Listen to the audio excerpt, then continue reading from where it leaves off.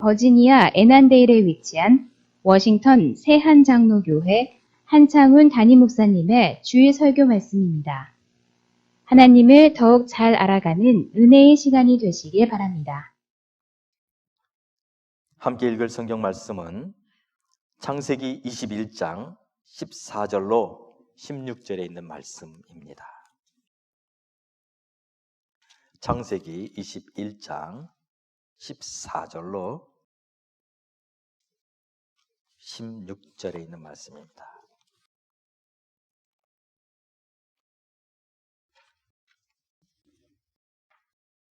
같이 한 목소리로 읽도록 하겠습니다. 아브라함이 아침에 일찍이 일어나 떡과 물 한 가죽 부대를 가져다가 하갈의 어깨에 메어주고 그 아이를 데리고 가게 하니 하갈이 나가서 브엘세바 광야에서 방황하더니 가죽 부대에 물이 떨어진지라 그 자식을 관목더물 아래에 두고 이르되 아이가 죽는 것을 참아보지 못하겠다 하고 화살 한바탕 거리 떨어져 마주 앉아 바라보며 소리내어 우니. 아멘. 여러분, 오늘은 어머니 주일입니다. 이 어머니 주일을 맞이해서 오늘 우리가 함께 예배드릴 때 특별히 우리를 낳아주시고 우리를 길러주신 우리 어머님들의 은혜를 한번 생각해 보려고 합니다. 여러분, 양주동 박사님과 이홍렬 작곡가가 어머니의 마음이라는 이 정말 아름다운 노래를 지어서 우리 민족은 이 노래를 오랫동안 불렀습니다. 오늘 우리를 낳아주신 어머니를 한번 생각해 보시면서 이 시간 이 노래를 한번 부르고 같이 말씀을 나누려고 하는데요. 한번 부를 수 있을까요? 방송이 준비되어 있으면 내보내주시고.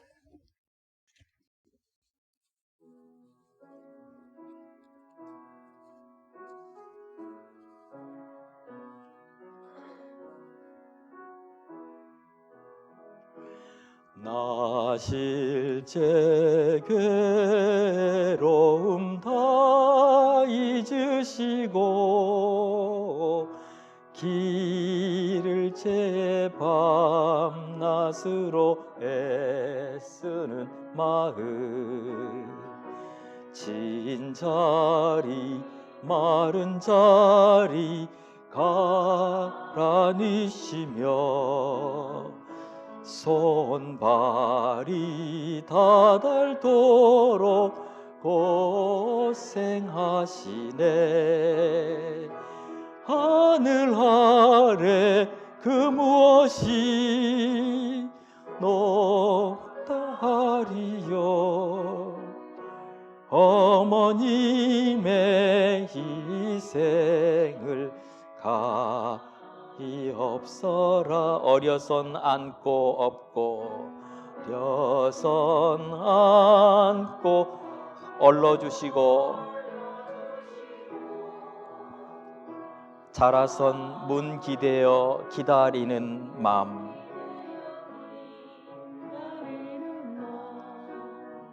얇을까 그릇될까 자식 생각에 고우시던 이마 위에 주름 이기 가득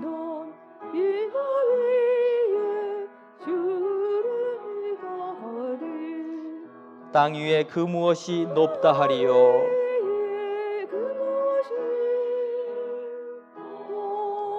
어머니의 정성은 그지 없어라.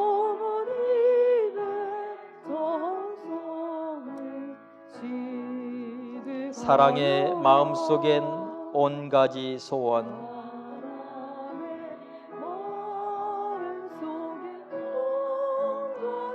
어머님의 마음속엔 오직 한 가지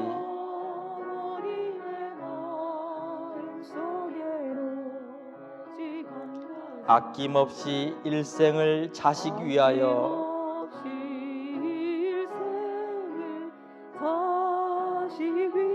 살과 뼈를 깎아서 바치는 마음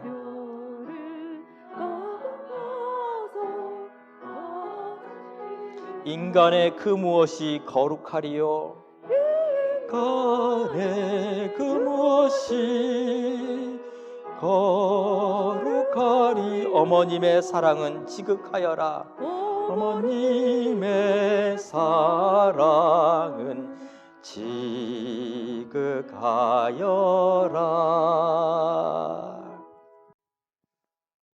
오랜만에 이 노래를 불러봤습니다. 그런데 이 가사 중에 특별히 2절과 3절에 보면 어머니 마음속에는 오직 한 가지, 아낌없이 일생을 자식 위하여 살과 뼈를 깎아서 바치는 마음. 오직 자식 하나 위해서 그렇게 지금까지 살아오신 그 어머님들의 그 마음이 그냥 절절히 느껴지는 그런 귀한 곡이었어요. 여러분들이 아마 지금 여러분 또 살아계시거나 또는 작고하신 우리 어머님들을 아마 생각해 보면 이 노래로도 표현할 수 없겠지요. 그런데 오늘 그 어머니, 그 정말 자식을 위해서 모든 것을 다 바친 그 어머니의 모습들을 우리는 성경에서도 찾아볼 수 있습니다. 오늘 우리가 읽은 본문에는 2명의 어머니 이야기가 나와요. 지극한 어머니의 그 모성애의 모습을 우리는 성경에서 보게 됩니다. 한 명은 이제 2살 정도 되었을 어린아이의 어머니 사라고, 또 한 명은 한 16살 정도 먹은 남자아이의 어머니 하갈입니다. 이 2 어머니가 오늘 성경에서 어떤 모습으로 우리에게 보여주는지, 그리고 이 2 어머니를 통해서 우리는 무엇을 배울 수 있는지 한번 생각해 보려고 합니다. 원래 이 하갈은 사라의 여종이었습니다. 그런데 사라가 자식을 낳지 못하자 자신의 여종 하갈을 남편 아브라함에게 주지요. 그리고 아들을 낳습니다. 당시 고대 근동에서는 이렇게 자식을 낳지 못하는 경우에는 여종을 통해서 후대를 이어가기도 했습니다. 아마 아브라함은 이 여종의 아들이지만 이 이스마엘을 무척 이뻐했을 거예요. 왜냐하면 그도 늦게 낳은 아들이고 유일한 아들이었기 때문이죠. 그런데 그로부터 한 14년쯤 지나고 나서 아브라함의 아내인 사레가 임신을 하죠. 그리고 사라 나이 90세에 아이를 낳습니다. 그때 아브라함의 나이가 100세였습니다. 지금 우리는 생각할 수 없는 이야기들입니다. 그런데 하나님께서 왜 아브라함에게 그렇게 오랫동안 기다리게 하셨을까요? 하나님은 인간의 능력으로는 도저히 기대할 수 없는 그때의 아들을 주심으로 말미암아 이 아들은 하나님이 주신 아들이다, 믿음의 아들이라는 것을 보여주셨던 것입니다. 하나님은 아브라함에게 약속하셨습니다. 그 약속을 하나님 이루시기 위해서 인간의 방법이 아닌 하나님의 방법으로 역사하셨던 것입니다. 자, 그리고 이제 아이가 이제 태어나서 젖을 뗄 때까지 한 얼마나 걸렸을까요? 보통은 1년, 또 늦으면 좀 2년 이 정도가 걸렸겠지요. 창세기 21장 8절에 보니까 아이가 자라매 젖을 떼고 이삭이 젖을 떼는 날에 아브라함이 큰 잔치를 베풀었다고 합니다. 이제 아이가 엄연한 그 가족의 일원이 됐다는 것을 말해주고 있지요. 어느 날 그런데 사라가 보니까 이 여종 하갈의 아들 이스마엘이 자기의 아들 이삭을 놀리는 것을 보게 됩니다. 창세기 21장 9절에 보면 사라가 본즉 아브라함의 아들 애굽 여인 하갈의 아들 이삭을 놀리는지라 라고 성경은 말하고 있어요.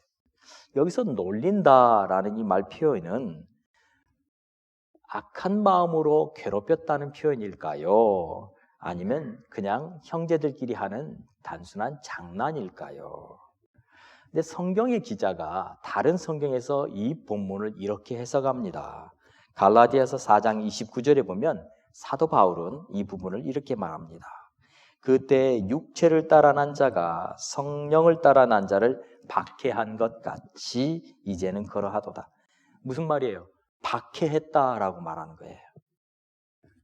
이삭을 이스마엘이 박해했다라고 표현하고 있어요. 왜냐하면 이스마엘은 약속의 자녀가 아닙니다. 이삭은 약속의 자녀입니다. 그러나 이스마엘은 하나님의 약속을 따라 난 자녀가 아니었어요. 약속 외의 자녀였어요. 그래서 정말 아브라함이 그 약속을 믿고 하나님의 약속을 기다렸으면 사실 이스마엘이라고 하는 이 약속 외의 자녀를 갖지 않아도 되었을 겁니다. 그런데 아브라함이 기다리지 못했습니다. 그래서 결국에 이것은 이 가정에 큰 어려움이 됩니다. 이삭을 박해하는 이스마엘을 본 이삭의 어머니 사라의 마음이 어땠을까요? 이것은 사라로 하여금 깊은 마음의 상처가 되게 합니다. 아마 이것이 어머니의 마음일 거예요. 어떤 어머니들도 자기의 자녀가 누구로부터 어떤 다른 아이로부터 못된 짓을 당하게 되면 어떤 어머니도 참지 못합니다. 사라도 마찬가지였어요. 그런데 사라는 그보다 더한 것을 생각하게 됩니다. 당시 이 아브라함이 살았던 시대에는 고대의 법들이 적용되던 시대였습니다. 함무라비 법전이라는 건 우리가 잘 알고 있습니다. 그런데 이 함무라비 법전보다 조금 더 오래된 법이 하나 있는데 리피트 이시타르라고 하는 법이 하나 있습니다. 이 리피트 이시타르라는 법에는 어떤 내용이 있냐면 여종이 주인의 아들을 낳을 때는 두 가지 기회가 생깁니다. 하나는 그 여종이 자유인이 될 수 있습니다. 지금까지는 여종입니다. 종입니다. 그런데 주인의 아들을 낳으면 자유인이 될 수 있는 기회가 하나 있습니다. 또 하나는 그냥 종으로 평생 사는 그런 기회가 있습니다. 주인의 아들을 낳았지만. 그런데 그 결과가 두 개가 다릅니다. 여종에게 자유를 주면 그 여종이 낳은 아들도 자유인이 돼서 더 이상 그 주인에게 속해 있지 않습니다. 그 말은 주인의 재산을 가질 수가 없게 됩니다. 그런데 만일 여종이 그 집안에 있겠다고 하면 그냥 자유인이 아니라 자기는 그 집안에 살겠다고 하면 그 여종이 낳은 아들은 주인의 아들로 인정을 받고 주인으로부터 상속을 받게 됩니다. 지금 우리가 생각하는 법과 다릅니다. 지금 우리가 생각하는 법이라면 아마 자유인이 되면 오히려 아들이 되고 오히려 상속권이 생길 거라고 생각합니다. 근데 당시의 법은 아니었어요. 자유를 주는 대신 상속권은 없는 거예요. 사라가 이것을 생각하게 되죠. 자기 아들 이삭과 이스마엘이 함께 상속을 받을 수 없다는 것이었어요. 그렇게 하기 위해서는 이 여종 하갈을 자유인이 되게 해 주어야만 했던 것입니다. 그래서 창세기 21장 10절에 뭐라고 말합니까? 그가 아브라함에게 이르되 이 여종과 그 아들을 내쫓으라. 이 종의 아들은 내 아들 이삭과 함께 기업을 얻지 못하리라 라고 말해요. 내쫓으라고요. 왜? 재산 상속권을 주지 않기 위해서. 어떻게 하라고요? 하갈에게 자유인이 되게 하라는 것입니다. 어쩌면 사라는 지혜로운 어머니였던 것 같아요. 이게 어머니의 마음이죠. 처음에 그런데 아브라함에게 하갈을 준 사람 누구예요? 사라였어요. 왜냐하면 그때는 자기가 아기를 낳을 수 없었기 때문에. 근데 지금 상황이 바뀌었어요. 자기도 아들이 있습니다. 그러니 그 아들에게 주어질 재산을 이스마엘과 나눌 수 없게 하기 위한 것이죠. 이 말을 들은 아브라함은 굉장히 상심했을 겁니다. 자, 21장 11절에 이렇게 기록합니다. 아브라함이 그의 아들로 말미암아 그 일이 매우 근심이 되었으니. 여러분, 아브라함은 근심할 수밖에 없죠. 내 보내라고 그러는데 지금까지 15, 16년을 자기 아들로 인정하고 그렇게 사랑했던 아들을 어떻게 하루아침에 내쫓을 수가 있겠습니까? 아마 아브라함은 이때 후회를 했을 겁니다. 왜 기다리지 못하고 하갈을 자기의 첩으로 맞이해서 아들을 낳으려고 했을까? 물론 그때는 그것밖에는 다른 방법이 없다고 생각했을 겁니다. 근데 여기서 우리는 성경에서 말씀하는 한 가지 지혜를 얻습니다. 믿음의 사람들은요, 기다리는 법을 배워야 합니다. 기다리지 못하면 하나님의 뜻을 이룰 수가 없기 때문입니다. 때로는 우리가 너무 우리의 마음이 앞서가다 보면 우리의 계획, 우리의 시간, 그것이 하나님의 뜻을 거르게도 됩니다. 오늘 아브라함은 이 문제로 인해서 고민하기 시작합니다. 아내 사라는 이스마엘과 하갈을 내쫓으라고 합니다. 근데 그렇게 하기에는 너무나 잔인합니다. 어떻게 해야 될지 몰라 번민할 때 하나님 앞에 기도했을 겁니다. 어떻게 해야 될지. 여러분이 만일 이 아브라함의 상황에 처한다면 여러분은 어떻게 하시겠습니까? 자연이 되게는 할 수 있지만 그러나 그 아들이 내 아들이 될 수는 없어요. 또 그 아들을 두자니 자기의 이제 약속의 자녀인 이삭과 함께 상속을 할 수가 없어요. 이렇게도 어렵고 저렇게도 해도 어려운 그 시점에 우리는 어떻게 해야 될까요? 그때 그가 하나님 앞에 기도합니다. 하나님이 그에게 찾아오십니다. 말씀합니다. 12절에 보면 하나님이 아브라함에게 이르시되 내 아이나 내 여종으로 말미암아 근심하지 말고 사라가 내게 이른 말을 다 들으라 라고 말합니다. 이 말은 곧 이스마엘을 내보내라는 거예요. 그런데 하나님은요, 그냥 내보내는 것이 아니라 그 아들에게 약속의 말씀을 줍니다. 13절에 보면 그러나 여종의 아들도 내 신이 내가 그로 한 민족을 이루게 하리라 라고 말씀하세요. 이 말은 무슨 뜻이에요? 하나님 주신 약속의 말씀이 단지 약속의 자녀인 이삭에게만 적용되는 게 아니라 약속 외의 자녀인 이스마엘에게도 하나님이 확대시켜서 적용시켜 주시겠다는 말이에요. 창세기 12장 2절에 보면 내가 너로 큰 민족을 이루겠다고 주님 말씀하셨어요. 그리고 창세기 12장 3절에 보면 땅의 모든 족속이 너로 말미암아 복을 얻겠다고 말씀하셨어요. 지금 이 이스마엘은 약속 외의 자녀이지만 그러나 그도 아브라함의 씨입니다. 하나님의 약속의 말씀은요, 비록 그가 약속 안에 있는 자가 아니하다 할지라도 그 약속의 말씀은 적용이 된다는 거예요. 뭐라고요? 그로 한 민족을 이루게 하시겠다는 거예요. 그를 그냥 버리겠다고 말씀하시는 게 아니에요. 내가 그도 너의 씨이기 때문에 내가 약속의 말씀을 적용해 주겠다는 거예요. 이게 하나님이십니다. 하나님은요, 우리의 생각처럼 그렇게 단순하신 분이 아니에요. 이거 아니면 저거가 아니에요. 하나님은 하나님의 또 다른 계획을 가지고 우리에게 찾아오시는 분이십니다. 잘못은 누가 한 겁니까? 아브라함이 했어요. 기다리지 못했기 때문에 문제가 복잡해졌어요.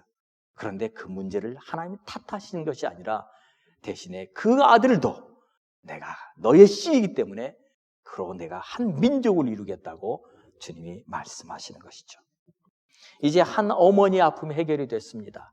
사라의 아픔은 해결이 됐어요. 그러면 두 번째 어머니의 마음은 어떻게 하나님 해결하시는지를 우리는 보시겠습니다. 이제 두 번째 어머니인 하갈은 자기 아들 이스마엘과 함께 떠나야만 하게 되었습니다. 21장 14절에 보니까 아브라함이 아침에 일찍 일어나 떡과 물 한 가죽 부대를 가져다가 하갈의 어깨에 메어주고 그 아이를 데리고 가게 하니 하갈이 나가서 부엘세바 광야에서 방황하더니라고 성경은 말해요. 이제 아침에 일찍 일어나서 아브라함은 어쩔 수 없이 그 사랑했던 아들 이스마엘을 내보냅니다. 먹을 떡과 물 한 가죽 부대를 지워주면서 잘 가라고 아마 손짓을 했을 겁니다. 가정의 평화를 위해서 어쩔 수가 없는 거죠. 하나님의 약속이 이루어지기 위해서는 그렇게 할 수밖에 없는 것이었습니다. 그런데 문제가 발생합니다. 하갈과 이스마엘은 갑작스럽게 집을 떠나다 보니 어디로 갈지를 알지 못합니다. 정처 없이 가다가 그만 길을 잃었는지 아니면 광야에서 방황하게 됩니다. 그런데 이때 이 하갈의 마음이 얼마나 어려웠을까요? 갑자기 홀어머니가 된 거죠. 이제 지금까지는 아브라함이라는 그늘 아래에 있었지만 이제는 자기가 그 아이를 키워야 하는 홀어머니가 되었어요. 자기의 처지를 원망했을까요? 내가 종이 아니었더라면. 아니면 자연이 되었지만 아들을 어떻게 양육해야 될지 알지 못하는 그의 아픈 마음을 우리는 무엇으로도 표현할 수가 없을 것입니다. 그렇게 광야에서 시간을 보내다 보니 결국 그들에게 어떤 문제가 당면하냐? 바로 먹을 물이 떨어지고 마는 겁니다. 15절에 보니까 가죽 부대에 물이 떨어진지라 그 자식을 관목더물 아래에 두었다라고 그래요. 광야에서 물이 떨어지면 어떻게 됩니까? 정신을 잃게 되죠. 그러다가 결국에는 목이 말라 죽게 됩니다. 16절에 보니까 아이가 죽는 것을 참아보지 못하겠다 하고 화살 한바탕 거리 떨어져 마주 앉아 바라보며 소리내어 울기 시작합니다. 이게 두 번째 어머니의 가슴 아픈 그 가슴이에요. 죽어가는 아들을 보면서 자기가 아무것도 해줄 수 없다는 이 사실 앞에 하갈은 울고 하나님 앞에 엎드렸을 거예요. 우리가 이해할 수 없는 것이 있어요. 지금 이 하갈과 이스마엘이 간 곳은 어디냐면 부엘셰바예요. 부엘셰바라는 그 지역의 그 이름의 뜻이 무엇이냐면 7개의 우물이라는 뜻입니다. 거기에는 우물이 많은 곳이었어요. 물이 풍성한 곳이었어요.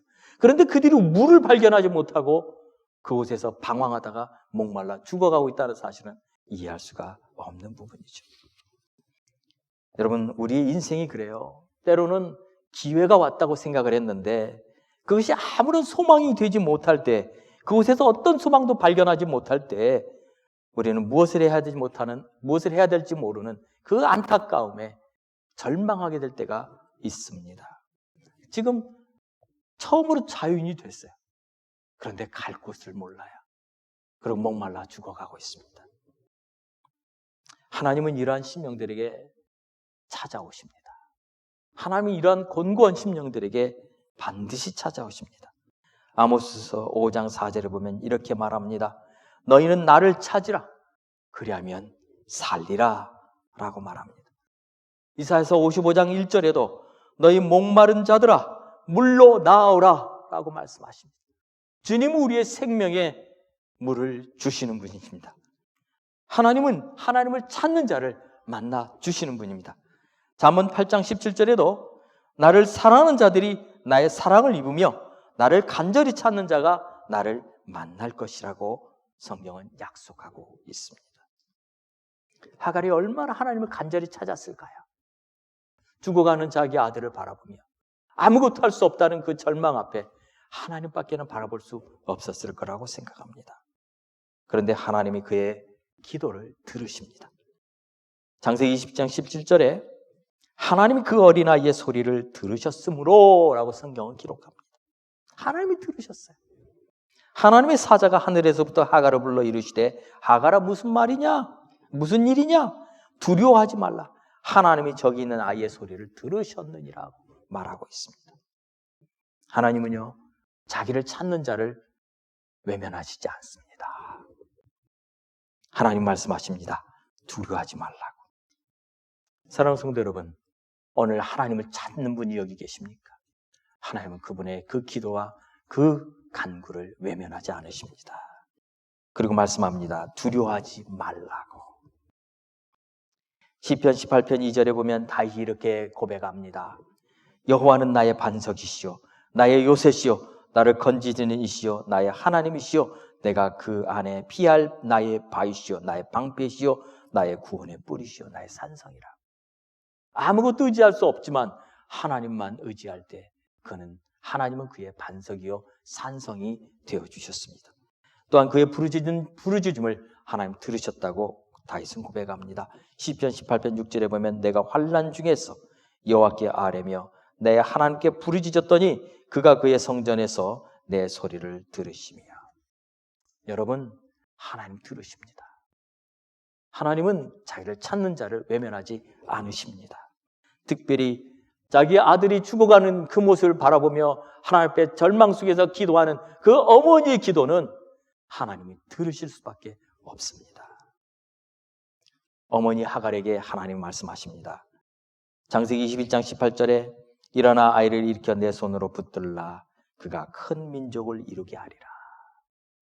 아브라함에게는 한 민족을 이루겠다고 말했지만 울부짖는 그 어머니의 기도를 들으신 하나님은 하갈에게 그로 큰 민족을 이루게 하겠다고 약속하셨던 것입니다. 이 약속은 하나님이 그에게 주신 약속이었어요. 무엇 때문에요? 부르짖는 어머니의 기도를 들으셨기 때문에. 그리고 다만 그 약속만 주신 것이 아니라 그로 생명의 물도 주셨습니다. 19절에 보면 하나님이 하갈의 눈을 밝히셨으므로 샘물을 보고 가서 가죽 부대에 물을 채워다가 그 아이에게 마시게 했다라고 성경은 기록하고 있습니다. 사랑하는 성도 여러분, 하나님은요 울부짖는 어머니의 기도에 귀를 기울이시는 분이십니다. 여러분의 그 기도를 하나님이 들으십니다. 그 기도는 전혀 외면받지 않습니다. 하나님의 그 은혜를 경험하기를 간절히 바랍니다. 어머니의 기도는 이렇게 힘이 있습니다. 세상에 많은 사람의 기도가 있지만 어머니의 기도는 반드시 응답됩니다. 이삭의 어머니는 사라는 자기 아들이 이 종이 아들과 상속을 나눌 것을 생각하고 그 하나님의 유업을 위해서 기도했습니다. 그때 하나님께서는 이삭에게 그에게 주실 그 기업을 놓치지 않게 하셨습니다. 또 다른 어머니 하갈은 자기 아들이 죽어가는 모습을 보며 하나님 앞에 부르짖을 때 하나님이 그로 큰 민족을 이루게 하겠다는 약속의 말씀도 주셨습니다. 이 두 어머니는요, 우리가 흔히 우리 성경 속에서 잘 보는 어머니들이지만 정말 두 사람의 그 상황은 역경이었어요. 자신들의 능력으로 이겨나갈 수 없는 상황이었어요. 근데 그들이 둘 다 하나님 앞에 엎드렸을 거라는 생각을 갖게 됩니다. 하나님은 그들의 기도를 들으셨습니다. 2019년에 어떤 어머니가 기독교 방송에 나와서 이렇게 간증을 했습니다. 이 어머니는 어려운 중에서 5 자녀를 기르고 있었습니다. 그래서 하나님 앞에 나아가 그렇게 기도할 때 하나님께서 그에게 찾아오셔서 이렇게 말씀합니다. 내가 너를 들었으리라 라고 말씀하시는 음성을 듣게 됩니다. 그런데 그 어머니에게는 5명의 자녀가 있었어요. 그 어머니는 하나님 앞에 기도하기를 하나님, 내가 아니고 내 자녀들을 사용해 주십시오. 그러면서 새벽마다 하나님 앞에 엎드려 기도하고 새벽 기도를 마치고 집에 돌아와서는 잠자는 자기의 그 자녀들의 이마에 손을 얹고 한 명씩 기도를 했답니다. 그런데 하나님께서 그 기도를 들으시고 이분이 기독교 방송에 나왔습니다. 자기의 5 자녀들과 함께 나왔습니다. 3명의 아들들은 전부 목사님이 되셨고 2명의 딸은 전부 목사님의 사모님들이 되셨어요. 하나님은 그 어머니의 기도를 들으시고 응답해 주셨습니다. 여러분, 우리의 어머니들, 특별히 여기 있는 우리 어머니들 얼마나 많은 시간 하나님 앞에 엎드려 기도하셨습니까? 여러분, 세상에 하갈이라고 하는, 하갈은 사실 애굽 여인입니다. 애굽 여인 하갈도 하나님 앞에 엎드려 기도할 때 하나님이 그의 기도를 들으시고 응답하셨는데, 하나님을 신뢰하며 하나님 앞에 나아가 엎드려 기도하는 우리 어머님의 기도는 반드시 응답됩니다. 하나님은 단지 그에게 그렇게 말씀만 하신 것이 아닙니다. 20절에 보면 이렇게 약속합니다. 하나님이 그 아이와 함께 계시매라고 말합니다. 그가 장성하여 광야에서 거주하며 활 쏘는 자가 되었다고 합니다. 하나님이요, 그 아이와 함께 해주셨어요. 여러분들은 여러분들의 자녀를 위해서 많이 기도하실 줄을 압니다. 때로는 여러분의 마음에 다 맞지 않아서 여러분 얼마나 많이 때로는 눈물로 기도하셨습니까? 근데 그 눈물의 기도는 하나님이 들으십니다. 심지어는 입에서 그냥 읊조리는 기도도 하나님이 들으십니다. 그 기도는요, 하나님의 마음을 움직이는 기도입니다. 오늘 우리 사랑하는 어머님들, 그리고 특별히 이 시간에 정말 그동안 오랫동안 눈물로 기도했던 우리 어머님들의 기도가 지금도 역사하고 있다는 사실을 여러분 믿으십니까? 그 하나님의 놀라운 역사가 여러분들의 가정에 있게 되길 간절히 축원합니다. 이 시간 우리 같이 한번 기도하겠습니다. 이 시간 기도할 때 하나님, 우리에게 주신 그 특권이라면, 어머니로서 가지고 있는 특권이라면 기도하는 특권입니다. 그 하나님 주신 특권을 사용하는 어머니들 되게 해달라고 기도합시다. 여러분들이 기도할 때 하나님의 역사의 손이 움직입니다. 여러분들의 자녀의 삶에 하나님의 손이 함께합니다. 뿐만 아니라 또 여러분들의 부모님들이, 여러분의 어머님들이 여러분을 위해서 그렇게 기도해 오셨을 겁니다. 이 시간 같이 한번 기도합시다. 우리 사랑하는 자녀들을 위해 기도하는 어머니가 되게 해달라고, 그리고 여러분들의 기도가 응답되는 역사가 있게 해달라고 같이 합심으로 기도하겠습니다. 할렐루야. 살아계신 아버지 하나님, 이 시간 기도합니다. 우리 사랑하는 어머님들, 오늘 이 시간에 하나님 앞에 함께 나와 기도합니다. 세상에 많은 어머니가 있지만 그러나 우리 사랑하는 어머니들의 기도가 다 하나님 응답되어지게 하시고 하나님의 역사가 일어나는 그러한 기도들이 될 수 있도록 도와주시옵소서. 아버지 하나님, 두 어머니가 아픈 마음으로 주님 앞에 엎드려 기도할 때 하나님 그들의 기도에 응답하여 주셨어. 한 어머니에게는 약속의 후사가 되게 하시고, 또 한 어머니의 자녀는 큰 민족을 이루는 놀라운 은혜를 경험하게 되었습니다. 우리 사랑하는 성도들도 아버지, 이 시간에 하나님 앞에 엎드려 기도할 때 우리의 기도에 역사하시는 하나님의 놀라운 손길을 경험하게 하여 주옵소서.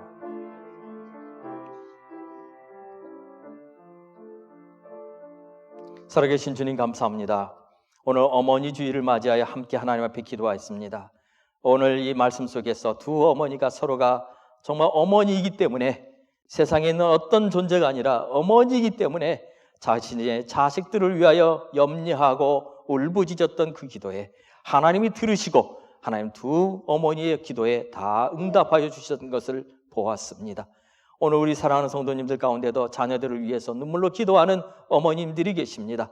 아버지 하나님, 우리 사랑하는 성도님들의 그 기도가 하나도 땅에 떨어지지 아니하고 응답되어지도록 축복하여 주셔서 우리 사랑하는 자들이, 우리 사랑하는 자녀들이 아버지 하나님 이 세상에서 당당하게 하나님을 살아가게 하시고 이들에게 주신 하늘의 유업이 반드시 이루어지게 도와주시며 하나님 이들을 통하여 하나님의 영광이 드러나게 하여 주시옵소서.